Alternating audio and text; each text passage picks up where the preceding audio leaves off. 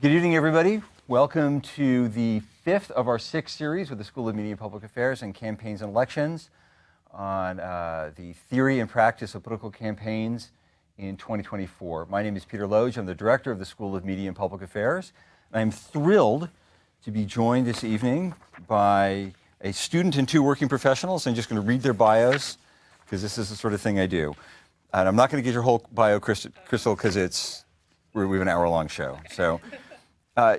CEO and president of the WMG Washington Media Group, senior level communications political professional with extensive experience in strategic communications, including earned and paid media, new media, social networking, rapid response and crisis communications. She has led work focused on fundraising, development, polling, research, activist engagement, spent 7.5 years at Facebook, several roles focused on digital strategy, elections, and policy development. Prior to that, she focused on immigration and diversity policy at Center for American Progress, was communications director for U.S. Representative Tim Ryan, managing director of Patel and Company, a political consulting firm, an incredibly long list of political credentials, including a shared former boss, U.S. Senator Edward M. Kennedy. Yes. It's always nice to have another member of the Kennedy family. Totally. Right. We'll have a little secret handshake and stuff, but we'll do that. We'll do that later. Also joining us next is Elisa Brady, managing director at Targeted Victory and oversees the company's optimization team prior to joining Targeted Victory. I love this in 2020. So most of us here are political animals. We were just talking earlier about watching the McLaughlin Group when we were kids because we're those people. Right. Prior to joining Targeted Victory in 2020, Elisa spent 7 years in New York working as a trader and fundraiser on Wall Street, notably at Morgan Stanley, Apollo Global Management, and Ares Management. So coming actually out of the financial world rather than out of a political world. At Targeted Victory, she leads the development of the company's first ever proprietary AI and machine learning projects. Is a 2013 graduate from Stanford University with a BA in ancient Greek, which just makes me happy for all sorts of reasons that don't matter to the rest of you, but I do have my Plato with me, sadly in English, and I do apologize in advance for that. Finally, I'm really thrilled to be joined by one of our students, Sarah Mincer, presidential scholar and a junior here at the George Washington University in the School of Media and Public Affairs, studying political communication and minoring in history. She's also a digital communications intern at the Department of Justice in the Office of Public Affairs. She's a student of mine in the political communication ethics course I teach here in SMPA, and always has interesting and thoughtful questions to ask and good things to say. And also, gratefully, is an active listener, which I have to tell you, college professors spend a lot of time looking at blank faces, and it's nice when one of them occasionally nods back as if what you said makes sense. So thank you for that. So thank you all for joining us. I think this is going to be an interesting conversation. AI is the topic of conversation in politics in 2024. In many ways, it's the topic of conversation nationally. Just today, both Politico and Punchbowl featured extensive pieces on AI and what it's going to mean in the elections. It's hard to turn around and not have conversations about AI. Today we're going to talk about some of how the campaigns are using it and not using it, the technical constraints and limitations, but then also from a student perspective and an emerging professional perspective, how is it being used and what disruptions can we expect and what does it look like, maybe not from the seat of somebody who grew up watching the McLaughlin Group or spent a career in Wall Street before coming to politics. And then at about 6:45, we'll turn it over to the audience for questions and hopefully have a bit of a conversation. So you're working with this every day. You're a working political professional. You've come up through comms back in the old days, through a strange new world. How are you using AI? How are you seeing AI being used on campaigns in the 24 cycle? It's been such an evolution over the last 20 years or so. We went from my first political job in DC, sending an email once a month counted as innovation. And now it advances so quickly that if you don't do it for 6 months, you're really behind the ball because there's just so much innovation. And I think that goes times 10 for the AI and how it works.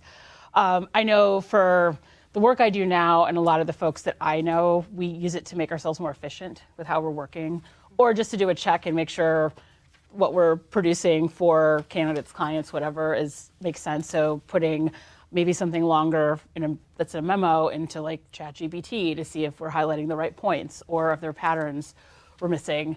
It makes a lot of sense. I think in terms of campaigns, it helps with a lot of efficiencies. If you can turn around scripts or, for phone banking, for robocalls for your candidates faster, that's a great thing. On the flip side, I think if you're a voter looking for information, you want to know when something you're getting hasn't really been produced, it isn't a real human. There's now programs where you can just create a whole campaign ad without any real people. You can just put the prompt in and it gives you something that looks really, really professional and amazing. And I think voters are understandably nervous about what information they're being fed, because then if the people aren't real, is the information that's being imparted real? And how do you discern that? And we already have a media literacy gap for a lot of people with how they operate online. So I think this just introduces another source of stress. So there's pluses and minuses. There's lots of efficiencies it can introduce for campaigns, but I think it, especially in the political environment we're in right now, and the things we saw in 2016 in particular, there's a deep trust issue already, and this is going to exacerbate those. So that all makes a lot of sense. But some points I want to come back to, some of which I'm sure are making you a little bit nervous, a little bit optimistic, maybe a little bit nervous.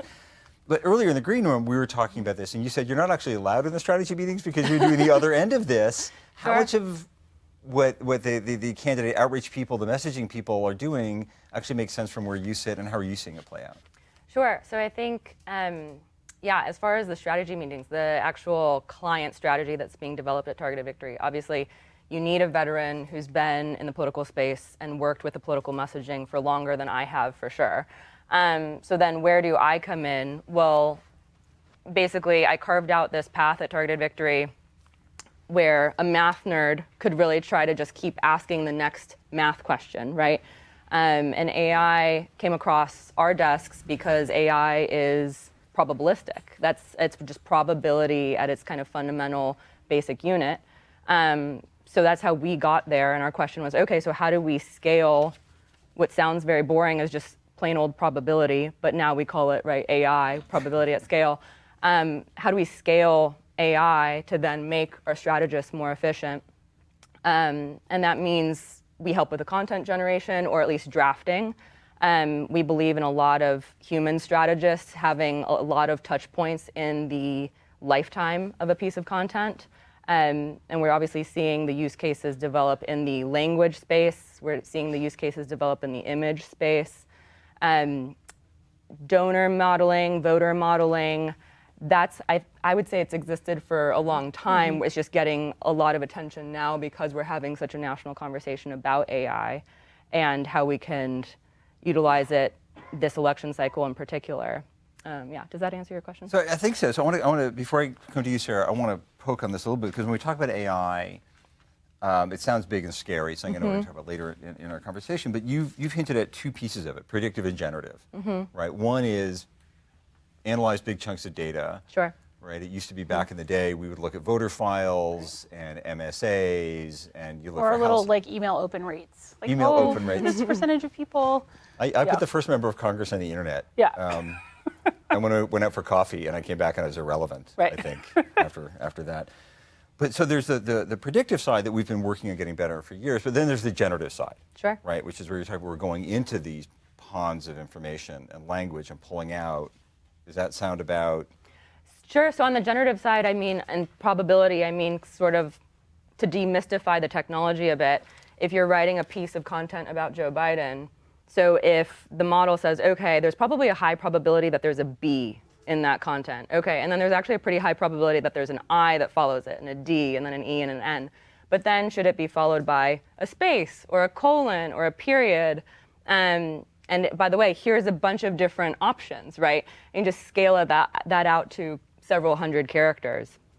That's effectively what the math is, right? So all of a sudden, okay, mathematically, there's a lot of different combinations of alphanumeric characters that can get you a piece of content on Joe Biden. And the more data that we've ingested, we can actually draft content that's on topic and potentially informative, again, with a lot of human input policing. Is it factually accurate? Is it the sort of messaging that we want to put out there? And what we've found also in doing the language analysis on it is that because we're able to draft at scale faster, our strategists are now presented with more options in terms of the types of language they can use, and we're trying to help them be more creative. I think also our top copywriters or our top content specialists, the AI does not beat them, but does it help give them just one more phrase that they might not have come up with themselves, or that would have just taken multiple more hours of drafting in order to get there. Yeah, one of the tactics, strategies that the Trump team used very effectively in 2016, and that was a topic of extensive discussion afterwards, was how much testing they did of just very minute changes in the ads. A purple instead of a red, or slight tweaks to the language. And we have access to data, obviously, that kind of gives you a sense of how it's working. But like being able to have machine learning point out faster what's working and what's not, to your point, gives you much more data as a strategist to say, okay, we can move quickly on this, as opposed to waiting longer. And in a campaign, every minute counts. Just with the way the news cycle works and the way your dollars have to stretch, the more efficient you can be, the better. And I think you raise, underlying this is a great point, which is a lot of these things are strategies and tactics that have been used for years and years and years, but you're able to apply much more effectively because of these tools and the AI that's available. Yep. So, Sarah, you're listening to this, you're studying it, you're doing it, you're doing digital media at a federal agency. Is this make sense? Are you more or less nervous? How are you feeling about all this? I think it's interesting because when I started college, something that on the syllabus I didn't expect was the whole COVID policy, right? There were masks, everything was recorded. When I started school this year as a junior, there was something new on the syllabus again, and it was AI. And having to read through all of the different professors' AI policies. I had some professors that said, if I see you using this, you will, we'll take this to the school and this is going to be an issue. Some professors say we're going to use this as part of a tool in our learning. So it's interesting to see that something that we are sometimes told by people to avoid at all costs. I actually avoided creating a ChatGPT account for months because I was scared to do it because of fear of plagiarism or whatever. But to see that people are using it, and not at my current internship, but at a previous one, I saw them using AI in the workplace. And I think it's really interesting to navigate this change of how is a role as an intern now different, that we have a tool that other people are using to do something that we might have normally done for them. But I don't think that the intern role is going away. And we've talked about this in class before, because there are some things, like you said, obviously we're not the best of the best, but there's nothing that can replace a human looking over it eventually, a piece of paper. So is that what you're seeing in the campaigns you're working on? You're using the tools, but you need a Sarah in the room to say this works or not, or we should get this right that way? Absolutely. I think this is across sectors. It's just it doesn't just apply to politics. At the end of the day, you still need expertise and discernment and emotional intelligence that, even I think the best program machine isn't necessarily going to bring. And again, I look at these as tools to help increase efficiency and accuracy, but they're not a full replacement. In my company, we got into a debate about AI in healthcare, and a bunch of people on my team were like, no, it's terrifying. I don't want the machines deciding. And I'm like, I've had a doctor make a mistake because they misread something, and I would like them to have some tools that just says, here's what we think is going on, so they can use that as a starting point and see if they think it's correct, as opposed to them not having these tools. I just think there's a lot of benefit to having kind of a secondary source to make sure what you're doing is right. But it is not a replacement for a real person. And the other thing is, on the flip side, for interns, I think this means you get to work on more meaningful things. I mean, half the time, those kinds of grunt work are given to you as a time thing, and you do learn from them, but there's lots of other things to do too. So I certainly don't think interns, and I came in, my first job in DC was as a junior staffer at one of the committees, and I was a sponge. I would do anything they asked me to do. And if we'd had some of these efficiencies, they would have just handed me other work. That's a fair point. Yeah. So you're creating these. I mean, your job exists. 3 years ago, you'd be translating the Iliad or bond trading, whichever. Right. Whichever. So 3 years ago, we were my team was working on analytics projects. And so it was actually trying to answer a lot of similar questions to what I'm trying to help answer now. It's just the tool set is different. The toolkit is different. And I think I'm now in the position of, instead of trying to kind of number crunch and do the lifting all by ourselves, what we're calling, the democratization of AI has given my team in particular tools to be able to scale our time better. And And also, I think it's a very collaborative environment out there. If you kind of find the right spaces, the open source community is extremely collaborative. People are posting, their experiences with certain algorithms, making recommendations on things to try. I think that's one other point I would make just generally on the AI space. If we as a team waited to try a build until we got the right expert to tell us exactly how to build it, we would never build anything.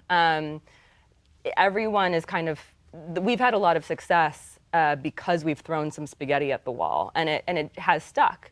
And then we've iterated from there. And so I would encourage anybody who's interested in playing with the technology to genuinely give it a try and iterate from there.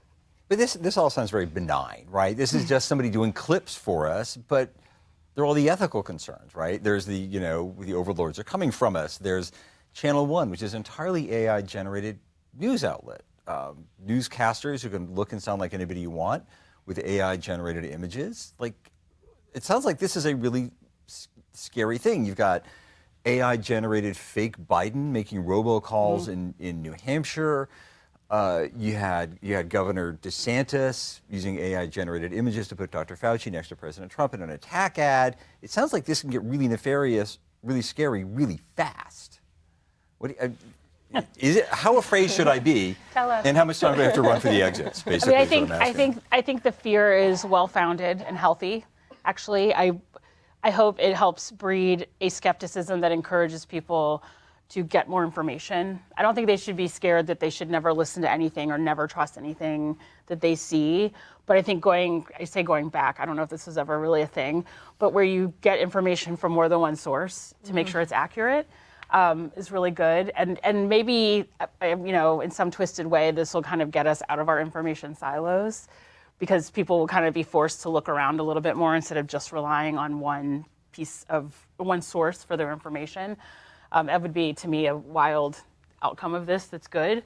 But I think that's the big thing. And this is also not a new problem. I mean, media literacy and how people consume information on social media platforms and just online in general has been the subject of debate for a long time for exactly this reason. Because, we've had, when I was at Facebook, there are satire news sites and, fake pages that put information up, and it's often hard for your average reader, average person who's just scrolling to often discern between the two, to know what's meant to be a joke or is obviously fake, and then what's real. So what are you afraid of? You're consuming this while learning it at the same time in the middle of a complicated and contentious election. Yeah. Are you afraid of these two nice? They seem very nice. Are you afraid? I think we have a right to be. I mean, I'm always a little afraid of everything, but that's just me. But it's a separate conversation. You are Maybe without the cameras ready on. for politics. I love it. But separately from that, I think it's always important that, especially as the youngest people in the room, we should be the ones to ask questions and be a little bit skeptical of everything that's going on. But I think the one advantage that we have is that everyone is learning at the same time that we are, and that we're all kind of going through this together, and being able to watch the platforms rise up and see how they're being used for different reasons. We can now take this for the rest of our careers, and it will hopefully help us, 20, 30, 40 years down the line, when who knows what comes next. And so for us to step in and say, we've experienced this, what can we do with that to help us? So I think it's also good to absorb everything that's going on and just be mindful. And I wouldn't say lucky is the right word, but it's definitely a really interesting experience to get to be here, to be at SMPA in an election year and watch all of this kind of take shape. So is she right? It sounds like Sarah's actually, in spite of her expressed fear, is somewhat optimistic and hopeful about it. Is this the right take? Well, and I'm glad to hear it. I do think that you mentioned Channel One, and we know that there is AI-generated content out there that we are consuming. I think in response to the development of AI, there's been a lot of societal conversations about how should we be engaging with this content. And I think generally those conversations have actually been pretty productive, healthy, and respectful. And you've seen the platforms for this, I think this election cycle, the stance largely seems to be, if you're going to serve AI-generated content, to make sure that it's pretty clearly disclosed as such. And so making sure that the consumers of that information are properly aware. And I think me in particular, yes, I try to be more of an optimist when given the choice. And so I want to have confidence in A, our ability to have the conversation as a society, and B, also a confidence and an optimism about our consumer, the end consumer, of which we are all a part, that we are being vigilant, maintaining awareness. I think we can rely on also young people to raise their concerns and also be both tech savvy and asking questions and asking probing questions about, are we thinking of all the other additional ramifications that we might not be talking about yet?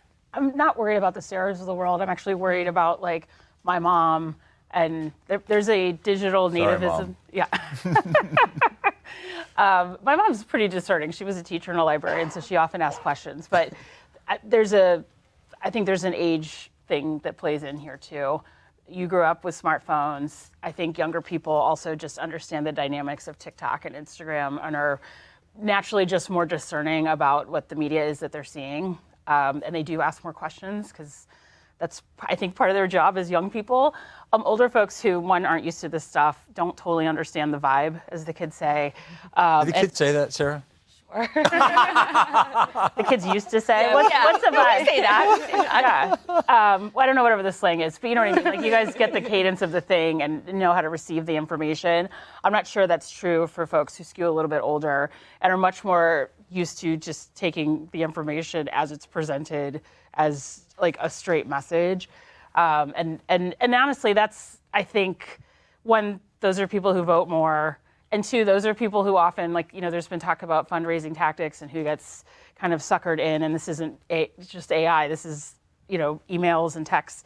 They're going to click on things and sign up for monthly donations when they don't realize they're doing it because, again, this is a brave new world for them. And so do we, to this, what you just said, and also to your point, you were saying that the platforms are regulating, that good political actors are behaving well, but do we need guardrails? And if so, who should erect them and enforce them?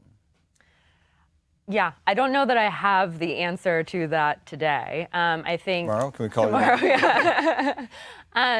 Yeah, I think so. The main thing I focus on with this is that there will be bad actors in a given election cycle. Their goal will largely be the same cycle over cycle as well. So it's a question of what tools they have in their arsenal. And I'd actually prefer that we have these development conversations and these guardrail conversations with the technology out in the sunlight, out in the open, instead of, okay, now that we know that this technology exists. Also, AI and ML has been around for longer than the potentially average American is aware. And so I trust that bad actors would have already been there and would have found their way there this election cycle. So then let's have the conversation very out in the open with the platforms. Are disclaimers enough? I don't know. I think for this cycle, that'll probably be the extent to which we see guardrails, if you will. And also sometimes just total kind of bans of usage for political purposes of certain tools. And so I think that's where we'll probably see the conversation stay for what remains of this cycle. And then the question will be, okay, once we're ready to graduate the conversation to thinking about it for next cycle, where do we go? Are there more guardrails that we need to kind of put in place? What are the lessons learned that we're going to come out of this cycle with? I'm sure we'll have at least one gonzo example that makes us go, whoa, we didn't think somebody would do that, and now we need to think about that. And we've seen that already with some AI. I mean, the famous hallucinations, universities putting out statements. But I want to push this guardrails question a little bit, because it's easy to say there ought to be guardrails and good people ought to behave well. Mm-hmm. Great. Potential referees, the Federal Elections Commission. It's kind of a mess. It's hard to get anything done. Right. Congress. I laughed with all due respect. With all due respect. Yeah. We've all worked on that campaign. Yeah. We've got Congress with the House of Representatives. Speaker Johnson has a one-seat majority, right? And who knows what's going on there. The White House is in full-on campaign mode. So federally seems tricky. States are doing different things independently. Do you have 50 different sets of regulators? If so, how do the platforms respond to that? And how does it even work, right? Can you actually do that? Is it just then the industry? But do I really want to trust Meta to regulate Meta? Or is it campaign actors like campaigns and elections? They give out the Reed Awards every year. In order to qualify for a Reed, do you have to meet certain criteria? The American Association of Political Consultants has their awards. The Pollies, do they rate, like, is it who's writing and enforcing the rules specifically? Who should? Sure. I don't know, again, I don't know that I have the answer to the who should question. Of course, it's going to be a question of what are the regulating bodies governmentally that are the appropriate ones? Where does this fall in as far as purview goes? There's a question of if something gets to the point of criminality, law enforcement obviously is involved. I think the platforms where I'm a free market believer, and so the consumer base for these platforms are also the constituents of our elected officials. So they are kind of one and the same. And I think that the platforms did their assessment pretty early this year about what their consumer base was going to want to see as best they could predict, within reason and in a way that wasn't going to stifle speech and start to get into kind of hairy constitutional conversations potentially in an election year. And so I think all these platforms want to stay as out of the headlines as possible when it comes to potentially accusations of determining election outcomes. So the platforms made a calculation earlier in the cycle about where they thought they needed to be to manage their downside and respond to their consumers 2 years in advance. And I think that they will have made that calculation pretty well for this cycle. And then I think that they will continue to respond to their consumer base. And again, I think that given that that consumer base is the same constituent base of, broadly, Congress or elected officials, I'm hopeful that then kind of everyone can kind of respond to the priorities of their shared consumer, if you will. That makes sense. So, but we've both been around campaigns, and other things have tried to be regulated, right? Mm-hmm. Robocalls, franked mail, if you worked on the Hill back when people did things like mail. Ask your parents about it. They do still do mail. They do still mail? Paper? Yeah. So sweet. Uh-huh. Kind of cute. But we've seen it with campaign finance reform, comes to mind, right? Does it, does the market function effectively in an election cycle in time to prevent bad things from happening? Short answer, no. Okay. Also, this is moving so quickly that even if, I want to go through some of these actors you mentioned. I think the FEC is probably not the right place for this to start. I think Congress is a non-starter. They have trouble, if it's an election year, they have trouble with tech anyway, just figuring out how to do this. Again, the stuff moves quickly. I don't think they all completely understand the technology itself, which is good. That means they should be going slowly, so they're not, because there are a lot of unintended consequences if they get it wrong. So I actually think it's not the worst thing that they're There's going slow. the old joke that Congress does two things well: nothing and overreact. Right. As far as the platforms go, Meta, when I was there, was still Facebook. They do have community standards that, in general, they're pretty good at enforcing. There's, always examples of where something slips through the cracks or doesn't work right. But in general, they're pretty transparent about their community standards. And I think have tried to be thoughtful about AI. You're right. They, having had experience being in the headlines related to elections for the wrong reasons, they, 2020, I was still there for the 2020 election. The day after, we considered it a success because we weren't really part of the storyline. Not long after, that changed a little bit, but in general, as far as the election goes, we were able to do a lot without being seen as like a heavy hand, and I think they want to stay there. Having said that, they are, I think, the first line of defense. One, they know what this looks like. They have machine learning and lots of models to see what's being posted and what those patterns look like. And they've used some of that in their enforcement sense. With a lot of the stuff we saw in 2016, they came up with some good behavioral models to find fake accounts, trolls, bad actors. And it wasn't like, oh, their name would be this or their picture would be this. They would actually study their behavior on the pattern of the platform to identify them. But the hard part is, especially with content, finding the right way to write a policy. One-off examples, it's really easy to get angry, but I'll use an example I used to use all the time for people. When the manipulated video of Nancy Pelosi went up, they slowed it down and made her look drunk. Her office was up in arms. A lot of Democrats were up in arms. It was like such a thing. We ended up leaving it up, partially because we didn't really have a policy reason why it would come down. And I had a bunch of people yelling at me, and I asked them, I said, Donald Trump just had his first visit to England. There were tons of pictures on the platform with him with like a Burger King crown photoshopped, or him with shopping bags, making it look like he'd spent the day at Harrods instead of doing his job. Also disrespectful to the office, also silly. And people would be like, but that's funny. And I'm like, well, what's the distinction though? Those are both manipulated media. They're both intended to sort of undermine a public figure, a leader.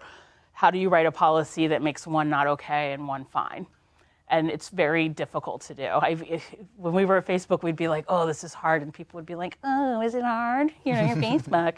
But some of these things are hard just on the merits. And I think that's the challenge with AI, is that there are a lot of good actors.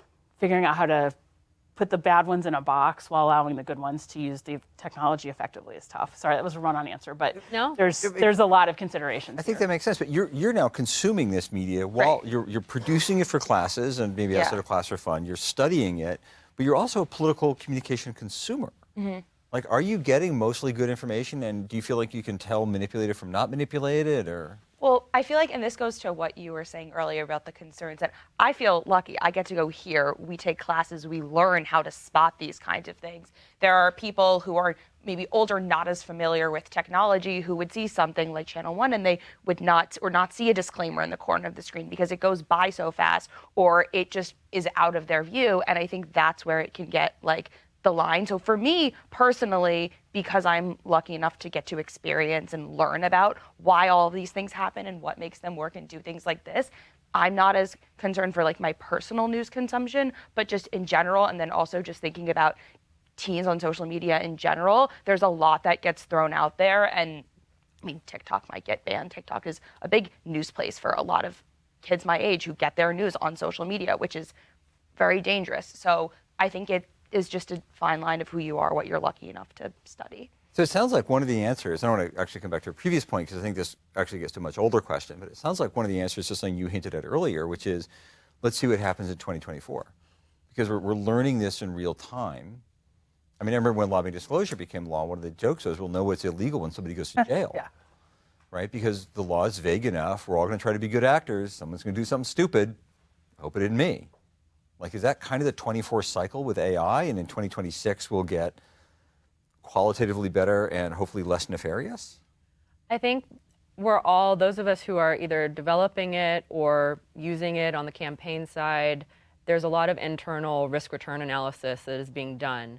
And so each candidate, strategist, developer has to have, I think, slow, precise conversations about exactly what kind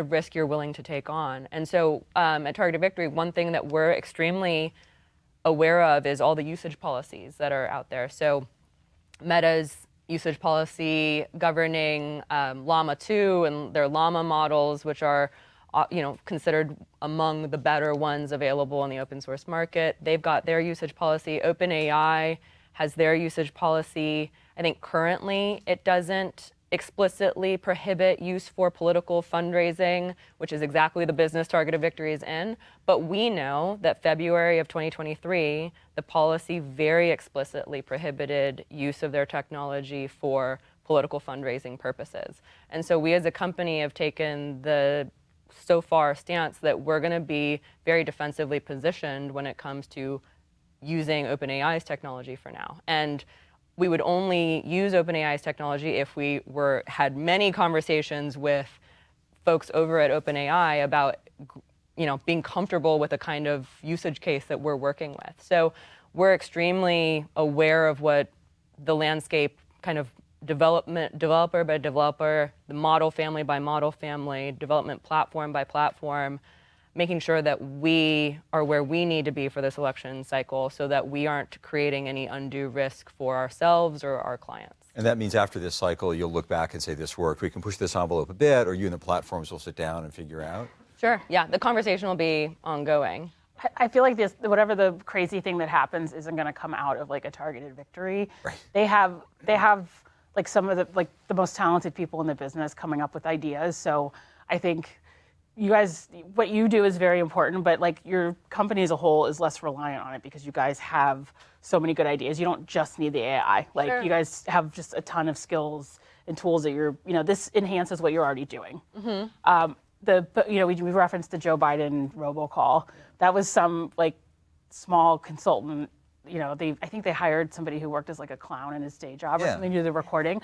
It's just sort of a random somebody who was like, oh, we should try to do this and make some money off of it. And they don't have the same level of sophistication, strategic thinking, whatever, as like an organization like Targeted Victory. So I think most of the big players in town, I think, are operating like you guys are, which is to say we want to try this. We want to figure out smart ways to use it that are still within ethical boundaries. And also we have lots of ways to communicate with voters. So we don't just have to rely on this. But I'm sure, again, we'll see some crazy stuff. And then the nice thing is the rest of us can learn from it without falling in those potholes. So Go ahead, yeah. What do you think? Is this making sense to you? Yeah, I think it's really interesting just to get the perspective because we don't get to hear as much, like especially what the tech companies are doing. So to learn, what's going behind the scenes, I think I'm definitely extremely skeptical of the tech companies making their own platforms, especially not platforms, policies, especially in saying, we promise or we have a commitment to doing this. So kind of hearing your explanation of this is what's going to happen. And yes, there's going to be something, probably more than one thing that makes us all gasp and laugh and want to cry at the same time. But being able to like learn from that, and then especially as somebody who is learning through all of this, being able to take that and inform the way that we talk about things here at SMPA, but also just like going into the world. Yeah, to me, sorry, I'm sure you want to move on to something else, but this, to me, what you just said goes to also why labeling and things are hard. I know certainly at Meta, they have a newsroom where they put all this stuff up. They try to be transparent. But honestly, it's not that interesting to like an average person. I mean, I think you're interested because this is what you want to do. But like your average person isn't clicking over to their newsroom to see what their policies are on AI. Those same people who don't care right now after the election, I'm sure will be screaming if something didn't go right and say, why didn't you tell us? And so that's hard. And it ties into the labeling and like, how do we deal with this for me? Because people aren't that interested until it's a problem. And we did labeling a lot on the Facebook platform in 2020 just to make sure people were getting accurate information. The goal was to not censor anybody, but to say, there's some question about this, or you can verify this information somewhere else.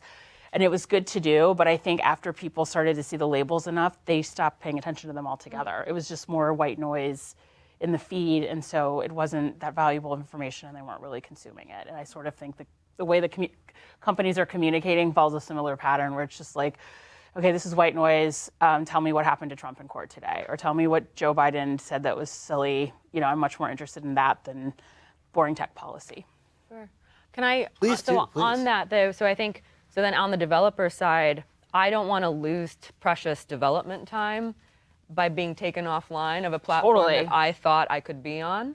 And so again, I think I'm certain you're paying very close attention. Exactly. But I think therefore, so I feel that I have the skin in the game. Sure. That therefore I am incentivized to adhere to these policies and to be aware. And so that's already putting limits, bounds, guardrails around how I'm interacting with these platforms. And so, for someone it will not be enough, but my thought would be then, okay, at least, those of us who are... this is a great point. ...are wanting to... are making There's definitely value in these policies, and also that the right people know them. I just, again, for this larger conversation about voters, I just think there's a bit of a blink. Well, I want to come back to that because campaigns and candidates have been manipulating images for as long as I can remember. Right? You take the worst black and white image and you put it in reverse, and John Kerry at windsurfing, and they've been cutting and pasting. A lot of what we're talking about, it seems like, with predictive AI from the beginning, gathering information, what can we learn about voters, and how can we tell voters what they need to hear, is one of Aristotle's edicts about how one does good persuasion. Right? You have to learn what your people you need to persuade care about, and Aristotle argues it's easy to praise Athens among the Athenians. This isn't a new thing, right? The question of the connection between reality, truth, persuasion, and what's good is similarly equally old, right? In Plato's Phaedrus, which I do carry around. Oh, I love this. It wasn't just a prop. It's not. We have somebody who studied ancient Greek at Stanford. There's a lot of pressure to get this right. But Socrates, in grilling the Sophist Phaedrus, says a speech is to be classified as excellent does not that presuppose knowledge of the truth about the subject of the speech in the mind of the speaker, right? If it's going to be a good speech, shouldn't it be true? The Sophist Phaedrus replies, I've been told, my dear Socrates, that what a budding orator needs to know is not what is really right, but is likely to seem right in the eyes of the mass of people who are going to pass judgment. Not what is really good or fine, but what will seem so, and that it is this, rather than truth, that produces conviction. Don't be right, sound right. And the example Such a DC thought. I love but it's not. Like, that's the point, right? I know. This is Plato, right? And the example in the Phaedrus is a guy wants to go into battle and needs a steed, a noble steed, and goes to someone and says, I need a noble steed. The person doesn't know what a horse looks like, but says, I got you a horse. They know a horse is a domesticated animal. It's big ears, long tail. They're going to buy a donkey. They give it to the guy and say, I've got a great horse for you. This is amazing. Big horse, long tail. Guy rides into battle, is immediately killed because he rode it on a donkey. Because the guy doing the selling didn't know what he was talking about. What was more important was the sales pitch than the truth itself. Right? It sounds like that's what a lot of the concerns are with AI, with bad direct mail. There have been nonsense robocalls forever. There's been walking around money. I mean, lying in politics is something that Americans have done exceptionally well since about 1780. Like, is AI just, like, is this new? Is this just the same old question, just bigger, faster, stronger? I think it's definitely the bigger, faster, stronger tech layer to exactly what you're talking about. I think the item that is tough to contend with is the scale at which AI is allowing us all to communicate with constituents, and the volume and the speed, the real-time effects of it. I think, so you're talking about TikTok and the fact that, I think we're all kind of cruising through our social media feeds and consuming information more shallowly and at higher volumes. AI is, the thing you have to be aware of with AI is it is turbocharging the speed at which we can generate political content, and therefore the consumer can feel inundated, I'm sure, on the receiving end of it. And so, but I think that conversation, so is AI the bad guy, or is this a conversation, to your point, we've been having for centuries as civilizations? And I think my hopeful response then would be like, okay, so I agree with that premise. So then what's the solution back in Athens? Okay, so then what's the equivalent solution today? And I think we go back to kind of old wisdom in politics, which is check your sources, multiple sources, don't live as much in an echo chamber, slow it down, take some time, like find people and sources that you trust. But again, trust and verify, and chew on the topics and the issues that are being discussed. And I think one thing I'm trying to practice a little bit more in my consumption of news, and even in this tech development, what feels like sometimes an arms race, is to not get swept up in it, take it one step at a time, and realize that a lot of it's talk and a lot of it's bluster, and so go very deliberately. Which sounds like the media literacy piece you've been emphasizing. Yeah, and that's, something that's, I think, been a concern for a long time. That isn't an AI thing, but we've just, especially as there's more media available, and we're saying AI, it's really the internet, right? Like there's a ton of information available. It does move fast. A lot of stuff, as we learn on the internet, stuff gets optimized so you want to click on it, which generally means it's inciting your emotions in some way. A lot of the content that was problematic back in 2016, when we were all really first introduced to how scary this could be, weren't about the candidates. I think if you're saying something bad about Trump or bad about Hillary Clinton or bad about Joe Biden or bad, pick a politician, people are used to being somewhat discerning about that. There's some skepticism and like, oh, why is this person saying this to me? If you're reinforcing something somebody already feels on something that they're passionate about, like immigration or prison reform or climate, I think people are less inclined to go, whoa, wait a second, especially if they're hearing something that validates a belief they already have, whether it's true or not. And that's the hard part. That's where we saw a lot of the bad behavior coming. And they would pull people in on those topics and then over time post different things. That's where the learning would come in. They knew how to shift the message and then get people voting a certain way. So Sarah, you're consuming this content. You're a responsible, good consumer. You're a good SMPA student. try. You try. You're doing, but we're in a safe space. Right. So are you, or you're not you, because you're Right. the right thing, but do you have friends maybe who aren't as the good consumers or Crystal says they should be? I think that, like, even I, as myself, like, I can admit, like, definitely sometimes, especially on social media, I feel like it gets to be a really dangerous place because sometimes you're scrolling so fast you don't realize, but then also the algorithm knows exactly what I want to see. It gives me the content that I'm going to enjoy. So maybe if I see something that is an AI generated content, I might not even realize, even though I try my very best to read the captions and the descriptions and the disclaimers and all of those things. So I think that that's the fine line with especially the algorithm knowing so well what I want to see and it getting very curated. That's where it becomes a dangerous line. You know, we just, I think, saw in real time how small tidbits of information can really blow up. And it's this Kate Middleton situation. Yeah. You know, I mean, and I'll Tried admit. so hard to avoid that. Sorry, but I think it's a good example. Like, I'm obviously a very serious and professional person, but I also love like celebrity gossip, and I like junk food on the internet,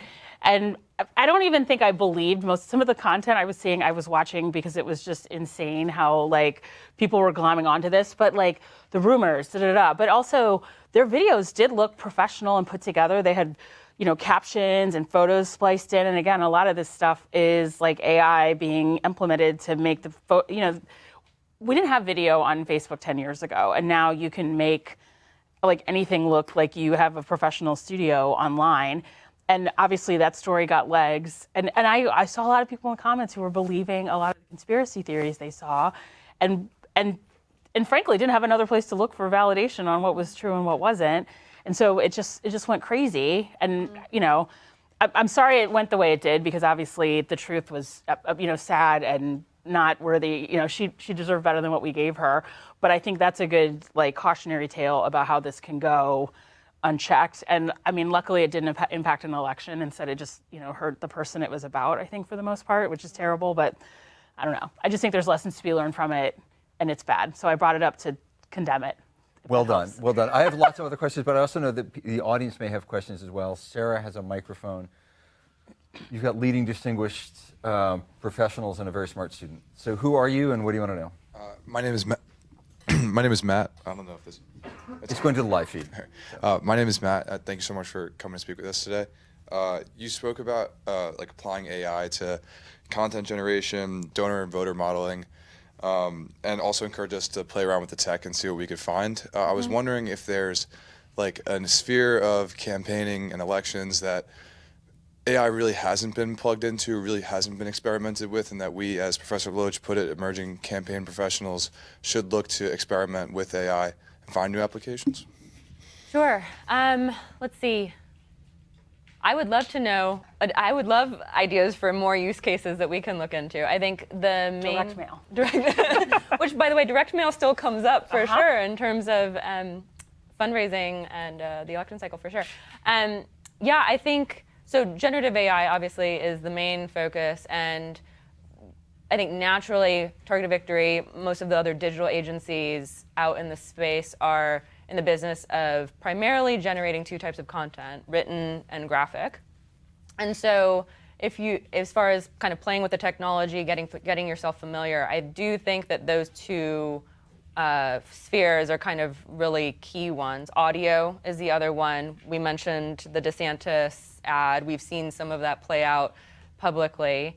And yeah, but no, I think you've kind of covered at least the use cases I'm considering, especially for kind of the next 2 years. And then as far as kind of spheres or platforms where you can play with that, obviously there's the ChatGPT accounts that anybody can set up. I would also encourage that there's a lot of really helpful open source, genuine like message boards. There's a lot of developers out there, or like newly minted developers who are sort of getting into the space and are posting their code that they've found helpful.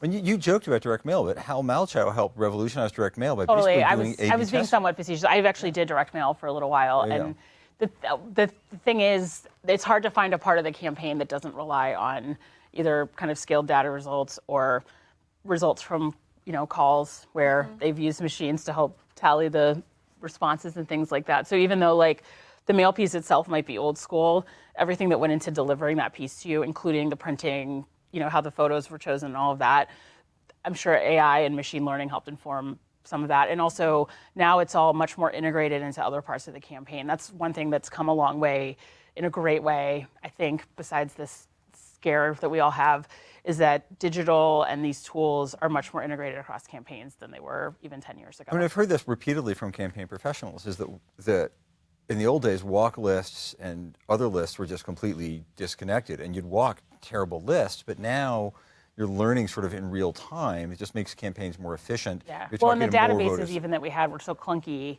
they didn't talk to each other, or they wouldn't save properly, or whatever. I've thought of a use case that we haven't talked about as much on the panel, but it's the field operative. AI as a helpful field operative tool. I think the company that kind of cracks that potentially or builds the product for that use case this cycle, we could hear some interesting stories about that, in my opinion. And by the way, they have more time than I do, because I have to develop my kind of content-related products by a certain date so that I can train people internally at Targeted Victory so that we can make use of these products in time for kind of peak election season, which isn't, only 1 week before the election. Mm-hmm. But if you're running a campaign grassroots get out the vote initiative and you've got in your hands on your little personal computer, right, that fits into your palm, an app that's going to help you real time at scale respond to inquiries about polling locations or hours or issues, I think making door-to-door digital is actually an interesting use case that doesn't really fall into my immediate wheelhouse that I'll be curious to see. Yeah, and that cracks that. That has come a long way, and I think also the reason why that's last, and I say this as a former field kid, like part of the appeal of the door knocks is you are hearing from a real person. Sure. So these tools are really helpful, and again, introduce efficiencies that are incredible. I don't think that's one area where I don't know that the technology is ever going to fully replace you seeing a neighbor come up to you and say, hey, did you vote yet? Do you know where your polling location is? Do you know about the candidates? Because the value there is that you're talking to a real person. So that's a really good use case. This is actually an interesting point that I've heard from others, is that one of the effects of AI and the digitalization of campaigns is it makes people more important. Mm-hmm. Because we're drowning in white noise. You're just scrolling and right, exactly. all the stuff. I'm going to listen to, I know you from carpool. Right. Or I know you from my kid's school. And my device in my hand basically becomes a chatbot or a really effective database where I walk up to the door going, such and so just did this. So I can say, hey, I see you just did this thing. Can we talk about X? So it helps inform it, but what matters is, do you trust the person across from you? Yep.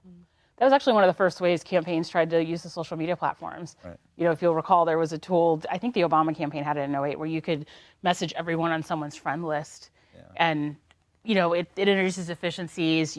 Somebody in common, so you're a more trusted voice. People, they felt like at scale they were abusing it, and so they put a clamp down on that.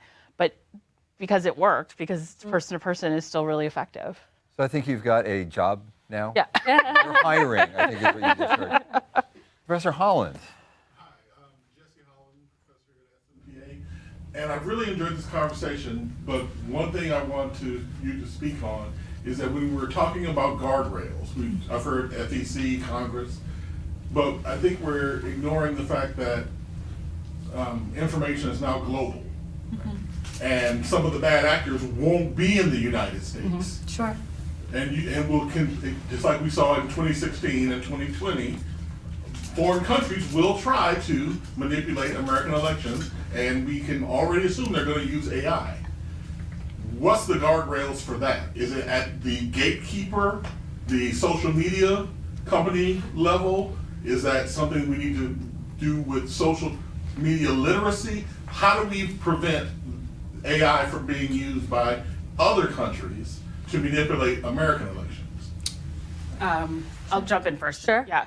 So I do think the social media companies are best positioned to see what's coming.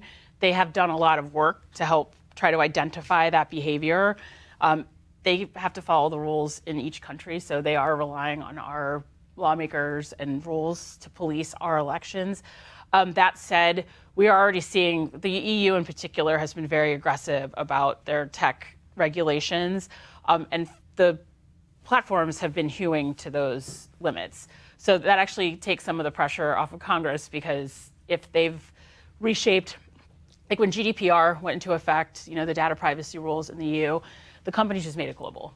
And then, that kind of took the pressure off of, the United States to come up with a standard, because we already had one that was pretty, tough, relatively speaking. So I think we'll see the EU continue to lead in that way. And I think in terms of just who's best positioned, and again, I don't think we want, Elon Musk and Mark Zuckerberg writing our election laws per se, but they are the ones who are closest to, and also have the resources and the talent to help dive into this stuff. Even if you don't like them, they attract really smart people who are wanting to solve these problems, and they have resources to put into it. So I don't think it's the worst thing that they're on the front lines here. You're one of the really smart people helping solve these problems. Yes. So I'll offer that the foreign interference and concerns about it using AI for this election cycle has already happened, and it will continue to already happen. And there's OpenAI published a blog post and made an announcement about a month ago about several accounts that they had taken offline, several OpenAI accounts that they'd taken offline from a couple foreign entities, foreign countries that I think we can kind of all fill in the blanks a little bit. I thought it was interesting to see what those 8 entities will say, foreign government agencies, what they were using OpenAI for. They were using it to try to glean some extra information that they didn't already have publicly about U.S. government agencies. But then one of the interesting use cases that they were also using ChatGPT to do was to learn to code. They were asking ChatGPT to help them do what several millennials and Gen Z ChatGPT users also, and trying to help them use it for development purposes. So I offer that genuinely optimistically, which is that, yes, I think the social media platforms are aware. They do not want to be the headline for how a foreign agent was able to put their hand on the scale in our elections using their platforms. The development platforms have the same interest. They do not want to be in the headlines for that reason. And so they are also presumably modeling usage, modeling behavior to monitor usage and behavior, to try to make sure that they're aware of accounts that they've flagged as suspect and then take them offline as necessary. I don't doubt that the activity will continue and ramp up, absolutely. I'm presuming also that all of these entities are also working with our government agencies. They definitely are, and each other. Yep. Yes. Which is good. Yes. They're reporting cross platforms. Yep. We've seen that too. That was another reason why I didn't want to be on OpenAI with their prior usage policies. I didn't want to get blacklisted on OpenAI's platform, and then they report me to Meta, and then I can't use Llama 2 or something like that. So, I would offer that just as absolutely, your concern is well founded. And I think at least we can expect it. It's already happening. We can expect it. And then the question is, okay, so know thy enemy a little bit. Yeah. If we know it's coming, we know it's already happening, how do we respond, and how do we get ready for what will presumably be a ramp up in activity? They usually regularly, I know Meta at least, will share what they've seen, over periods of time. And when I was there, they were stopping about 95% of fake accounts before they even finished creating themselves. And then we're getting them off the platform. The ones that made it through that were still off the platform pretty quickly. I think the hard part is, again, when they're, latching onto issues. So I'm certain, there was a big online effort around the ceasefire in the Middle East. And I was talking with some friends, none of whom are at the platforms right now, but we were like, we know at least some of this is foreign interference trying to gin up discord in the U.S. around this topic because people are so upset about it. And I think once we do some postmortems and all of this, some of those accounts that were really trying to rile people up, and I'm not there was very big support online for the ceasefire, so I'm not undermining the legitimate support, but I do think there's a small faction of people who probably were foreign interference, trying to rile that up and make friends, connect with people in groups or whatever, so that they could then kind of share content, share messaging. Yep. get them we're technically at time. 45 sorry. seconds over time, but I want to highlight one thing. I want to give you the last word. One thing I heard both of you say, it's important for platforms, researchers, and federal agencies to be able to talk to each other about what they're seeing, sharing mis and disinformation to make sure that everybody's getting the best information. It's important for independent researchers, government agencies, and platforms to be able to talk to each other. Yes. So you're living and breathing this, you're studying it, and in 15 months you're going to be looking for a job in it. Don't remind me. Just saying. Well, how you feeling? Last word on this. How you feeling? First thing, I guess I have to call my little sister, who's a computer science major, and ask her to teach me a thing or two.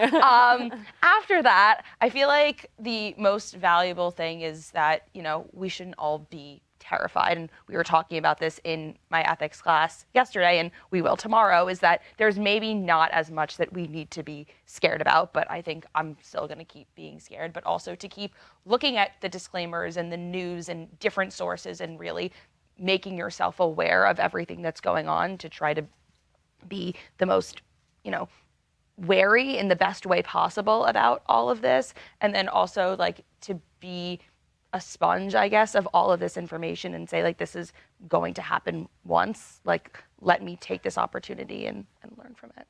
Great way to end. Thank you all very much for joining us. Thanks for our panel. Thank you very much. And we're doing one more of these in several weeks. Stay tuned and finishing our first year series with campaign. Many thanks to Campaigns and Elections for your partnership in this. Many thanks to all of you for coming. Stay tuned for more. We'll see you next time. Thank you. Yeah. So great. Yeah, you too. Are we clear, Will?